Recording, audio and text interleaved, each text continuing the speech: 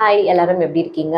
Autism spectrum disorder பத்தி நம்ம read பண்ற நிறைய இடங்கள்ல ஹைப்பர்லெக்சியா அப்படிங்கிற விஷயத்தையும் சேர்ந்து நம்ம ரீட் பண்ணிருக்கோம். பட் இந்த ஹைப்பர்லெக்சியா பத்தி நம்ம தெரிஞ்சுக்க வேண்டிய 5 விஷயம் என்ன அப்படின்னு பார்க்கலாம்.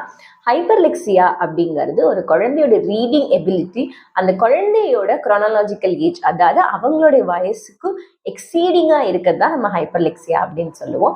ஹைப்பர்லெக்சிக்கா இருக்கிற குழந்தைங்க அவங்க ரீட் பண்றத புரிஞ்சு ரீட் பண்றாங்கிறது கிடையாது. அவங்களால ரீட் பண்ண முடியும், பட் அதுக்கான அர்த்தம் என்ன அப்படிங்கறது அவங்களால புரிஞ்சுக்க முடியாது.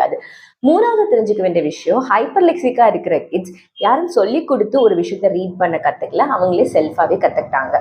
நாலாவது நம்ம தெரிஞ்சுக்க வேண்டிய விஷயம், ஹைப்பர்லெக்சிக்கா இருக்கிற கிட்ஸ் எப்படி அவங்களால ஒரு விஷயத்தை ரீட் பண்றதை புரிஞ்சுக்க முடியுதோ, அதே மாதிரி அவங்களுடைய லாங்குவேஜ் ஸ்கில்ஸ், அதாவது புரிதல் அண்ட் பேசுறதுலயும் அவங்களுக்கு டிஃபிகல்ட்டி இருக்கும். அஞ்சாவது முக்கியமான விஷயம் என்ன அப்படின்னா, இந்த ஹைப்பர்லெக்சிக்கா இருக்கிற கிட்ஸோட இந்த ஹைப்பர்லெக்சிக் ஸ்கில்ஸை யூஸ் பண்ணி அவங்களுடைய மொழி வளர்ச்சிக்கும் அவங்களோட கம்யூனிகேஷனுக்கும் நம்ம ஒர்க் பண்ணோம் அப்படின்னா ரொம்பவே ஹெல்ப்ஃபுல்லா இருக்கும். இன்னும் நிறைய தெரிஞ்சுக்க போறேன். Stay connected. பாய்.